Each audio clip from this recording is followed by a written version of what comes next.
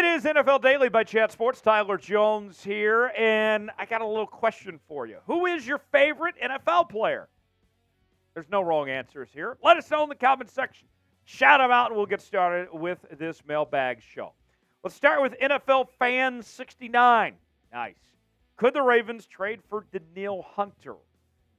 Wouldn't that be interesting if the Ravens made a trade for Danielle Hunter? Danielle Hunter is off to a fantastic start to 2023, currently second in the league in sacks. He has looked fantastic so far this season. And the way that his contract is kind of structured, it's really just a one-year situation. The Vikings are not a very good football team, expected to be sellers at the deadline here.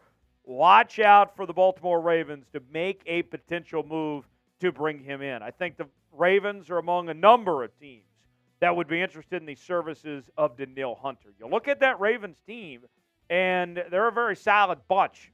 I like what they have to offer on both sides of the football, but they're still looking for a little extra of some sorts. Now, it might be on offense, but we've seen historically speaking, when you think Ravens football, and the identity of that organization, it starts and it ends with that defense. You already have Roquan Smith there. You already have Patrick Queen there. You add Danielle Hunter into the fold, and now you're talking about potentially making the Ravens the best defense in football. Now, their pass rush has done a pretty decent job the last couple of weeks, but you can never have too many pass rushers. Danielle Hunter would be a game changer for Baltimore. I think you could probably pull him in for about a second and a fifth-round pick. Should the Ravens trade for Danielle Hunter? Weigh in, tell us what you think in the comment section. Y for yes, N for no. Our pinned comment today, weigh in and tell us what you think if the Ravens should make a trade for Hunter or not. Let us know in the comment section below. Now let's take a moment to tell you about today's sponsor. That is RexMD. Fellas, do you sometimes lack confidence in the bedroom? Do you wish you could have a more fulfilling sex life? Well, you're not alone. That's why we're excited to tell you about RexMD, the online source for men's wellness. RexMD offers an easy and discreet way to get the medication you need for ED without having to visit a doctor's office. With just a few clicks, you can have your medication delivered straight to your door and at a fraction of the cost of traditional pharmacies. RexMD's team of licensed physicians will work with you to find the right treatment plan, and their medication is made in the U.S. of A. So you can trust its quality. Plus, their customer support team is available 24/7 to answer any questions or concerns you may have. So if you're ready to take control of your sex life and say goodbye to ED, head on over to rexmd.com/chat and start your consultation today. Take advantage of the best deal they've ever offered and get up to 95% off RexMD plus a free gift with our exclusive link. That's rexmd.com/chat. Go to rexmd.com/chat for this limited time deal. Starter packs of generic Viagra or Cialis are now available for our listeners to get started. That's rexmd.com/chat for up to 90% off. All right. Steve Carell, he could probably use some RexMD. He writes in, what are the chances Marquise Brown returns to Baltimore? Steve, very good question as far as Marquise Brown goes. So the Cardinals are very much sellers at the trade deadline. One of the worst teams in the league, and you have to think that everybody is up for grabs as they really start this rebuild for that Arizona Cardinals team. Marquise Brown, the Cardinals have not gotten what they had hoped for out of Marquise Brown, as he's dealt with a lot of injuries there, and, they gave up a first-round pick. If they had to do it over again, there's no way in hell they would have given up that much. The Ravens won that trade big time.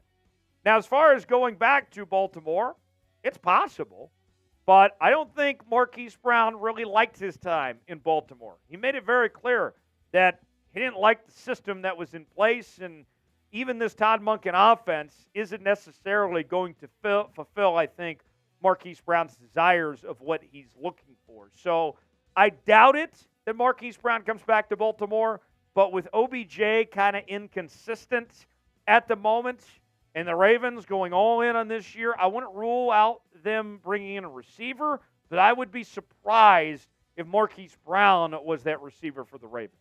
What are the chances the Ravens trade for Marquise Brown? Weigh in, tell us in that comment section. Scale it 1 through 10, how likely you think it is that Brown ends up in Baltimore.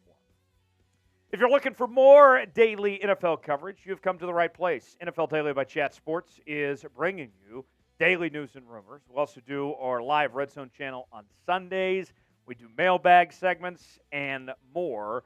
You got to subscribe to NFL Daily for the latest happenings across the National Football League. We got you covered. We're going to have our live trade deadline coverage coming up in a couple of weeks, so stay tuned for that. Subscribe now for free. NFL Daily by Chat Sports. You'll be glad you did.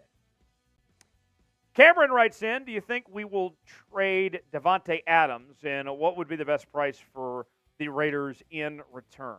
I don't think the Raiders are trading Davante Adams. I think the Raiders are going to stay put as is because McDaniels and Ziegler know that they would be going out together, essentially. If McDaniels gets fired, Ziegler's probably getting fired too. And they're in a weird position where they can still contend to make a playoff spot right now. So with that said, I think they're hanging on with Davante Adams for now.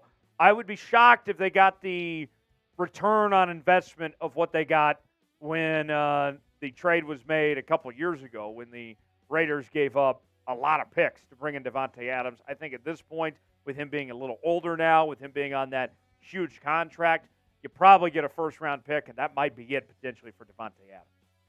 Sean Walsh writes in, will the Chiefs trade Clyde Edwards-Helaire before the trade deadline? Sean, why would anyone want CEH? That's the question I have. CEH is a former first-round pick. He hasn't played that well. He's been given every single opportunity to succeed with that Kansas City Chiefs offense. I don't know why anyone would want to make a move for CEH. I think that he's more likely to be released than he is to be traded, if we're going to be frank with you. So I don't see a trade going down. It's not that the Chiefs don't want to get rid of him, but no one's going to take him off their hands and get something for him. It's BXPE writes, what's your thoughts on the Steelers' offense and what could they do to make a difference? The O-line sucks. Matt Canada is an awful OC, and Kenny Pickett has clearly regressed. He doesn't look like the quarterback that the Steelers had hoped for. With that said, I don't see much of a point of return for this Steelers team. They might try to go get some offensive linemen to try to salvage this, but they got way too many problems for that Steeler offense to be a competitive football team right now, at least a serious team. I know their record has them in contention, but the Steelers are eventually going to hit a wall and fall off. I feel pretty confident in saying that. Danielle writes in, do you see the Cowboys getting Derrick Henry?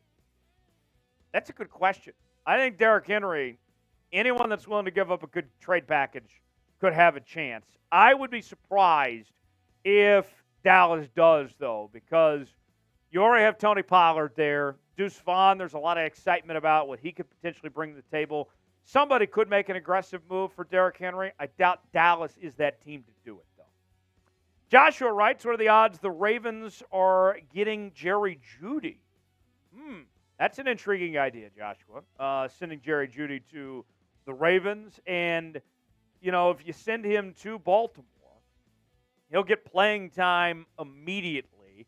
He'd be playing with the best quarterback he's ever played with. And the trade value after Steve Smith Sr. was talking his smack and all that, that actually might have hurt Jerry Jeudy's trade value potentially. You might be able to pull it in with a second or third round pick. Eric DeCosta before this year wasn't one to spend a lot on receivers. That's kind of changed over the last few months. I'm not saying it's going to happen, but I think it's unlikely. But if the Ravens decided to pull the trigger and go get Jerry Jeudy, that might be a solid move potentially for the Ravens to do so. Subscribe now to Chat Sports for more NFL coverage each and every day. We got you covered. We'll see you next time right here on the channel.